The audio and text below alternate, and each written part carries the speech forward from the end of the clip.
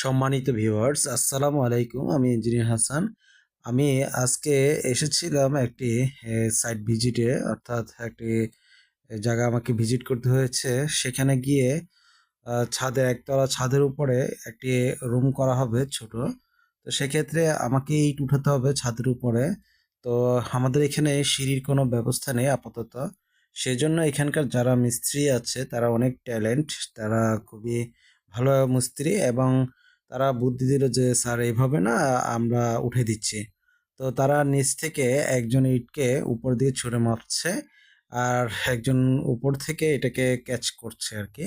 আসলে জিনিসটা হয়তো ওদের অভ্যস্ত আছে আগে থেকেই খুব সুন্দরভাবে।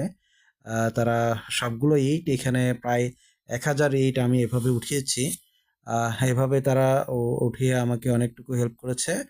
যদিও এভাবে ইট উঠানোকে আমি নিরাপদ মনে করছি না, তবুও মিস্ত্রিরা আমাকে বলছে যে স্যার এটা আমরা অভ্যস্ত আছি, আমরা উঠাতে পারবো।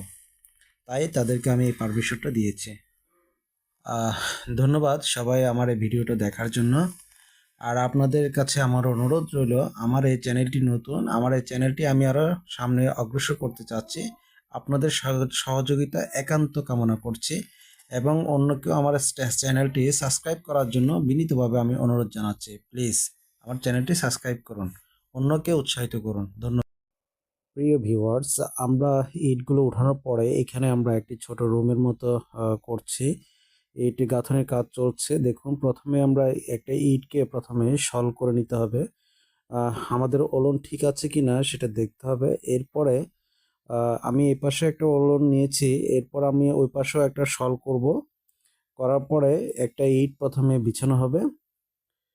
আহ, যেমন কি এখানে দেখা যাচ্ছে, দেখুন এভাবে করে একটা সুতো আছে, এই যে সুতো সুতো দেখা যাচ্ছে, এই যে সুতো একটা টানিয়ে একদম ওই পাশেও এর ধরনের একটা ইট বিছিয়ে সুতা টানানো হয়েছে। তারপরে আমরা এই সুতা অনুযায়ী আমরা আহ, ইটগুলো পরপর পরপর ইটগুলো সাজিয়ে দিব। এর মাঝে মাঝে আমরা মশলা দিয়ে এটাকে জ্যাম দিক করে দিব। এই দেখুন, এখানে দেখতে পাচ্ছেন আর মশলা দিয়ে দেওয়া হচ্ছে। এরপরে আমরা এখানে এটার উপরে একটা আবার ইট দিয়ে গেঁথে দেব। ভিউয়ার্স, এখানে লক্ষণীয় বিষয় হচ্ছে, আপনি যখন ইটের গাঁথনি যখন কাজ করবে তখন এই জিনিসগুলো আপনারা একটু ফলো করবেন। তাহলে ইটের যে পাশটা, অর্থাৎ ইটের দুই পাশে এক পাশ সবসময় সমান্তরাল থাকতে হবে। এই যে দেখুন, সুতার লেভেলে কিন্তু এই ইটগুলা গাঁথা হচ্ছে। আমি আবারও এই ভিডিওতে আপনাদেরকে যতটুকু চেষ্টা করছি দেখানোর জন্য। এই যে দেখুন, তো সেক্ষেত্রে আমরা এটাকে ফ্লাশ বলি, যে কোনো এক পাশ আমাদের ফ্লাশ থাকতে হবে। আপনি চাইলে ভিতরে অথবা বাহিরে রাখতে পারেন, কিন্তু কিছু কিছু কার্যক্ষেত্রে বাহিরে রাখতে হয়, আবার কিছু কার্যক্ষেত্রে আমাদের ভিতরে রাখতে হয়। সেক্ষেত্রে আপনাকে যেমন কিছু নিয়ম ফলো করতে হবে। যেমন কি আমি এই রুমটার ভিতরে আসলে এটাকে আমি একটা বাথরুম হিসেবে পরবর্তীতে নিয়োগ করে নেব এটাকে।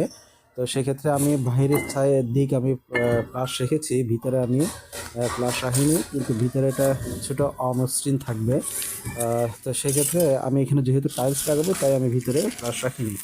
আর আমার এক পাশ যদি আমার ফ্লাশ থাকে তাহলে প্লাস্টার করতে আমার সুবিধা হবে এবং প্লাস্টারে মশলাও পরিমাণও কম খাবে। ফিনিশিং সারফেস অথবা আরসিসি সারফেসের ক্ষেত্রে আমরা কমপক্ষে 1/2 ইঞ্চি প্লাস্টার অর্থাৎ পুরুত্ব থাকতে হবে। দেখুন, এখানে একটি কলাম করেছি 10 ইঞ্চি, যেহেতু এটা রুমটা একটু মজবুত করে করার জন্য বলা হয়েছিল এবং কলামও করার কথা বলা হয়েছে, সেই জন্য আমি এখানে একটা 10 ইঞ্চি 4 10 ইঞ্চি কলাম করেছি। আসলে আমাকে এভাবে নির্দেশনা দেওয়া ছিল বিদায় আমি এভাবে করেছি আর কি।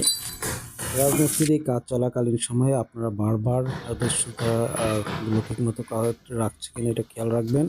অনেক সময় রাজমিস্ত্রি বলে স্যার অসুবিধে নেই, এটা আমরা তো এখানে প্লাস্টার করে ফেলবো, ইটগুলো যদি এবড়া থেবড়া থাকে তাহলে কোনো সমস্যা নেই। আসলে এটা খুবই ফাঁকিবাজে, বা আপনাকে হয়তো তার কষ্টটা বেশি হবে বিধায় এভাবে বুঝে উপস্থাপন করতে চাচ্ছে। তো আমরা তাদের রাজমিস্ত্রি ভাইদেরকেও বলবো যাতে এই ধরনের কাজ না করে। আমার একটা দেখার সৌন্দর্য আছে এবং মজবুত, অর্থাৎ একটা যে মজবুতের বিষয়, যে বন্ডিং হয় সেটা আসলে যখন অসমান্তরাল অর্থাৎ সুতার লেভেল ক্রস করে আপ ডাউন থাকে তখন বন্ডিংটা ভালো বন্ডিং পাওয়া যায় না। তো তাদের মাথায় যেটা থাকে তারা ওভাবে করতে চায়, কিন্তু আমরা ওভাবে করতে দেই না। আমরা সবসময় সুন্দর এবং সমান্তরাল রাখতে চাই, অর্থাৎ সুতার লেভেলে লেভেলে আমার এই যে গাঁথনিগুলো যেন হয় সেটা আমরা অবশ্যই খেয়াল রাখবো। ধন্যবাদ। আমার এই ভিডিওটা যদি আপনাদের কারো উপকারে আসে, অনেক অনেক ধন্যবাদ। প্লিজ আমার চ্যানেলটা সাবস্ক্রাইব করুন প্লিজ।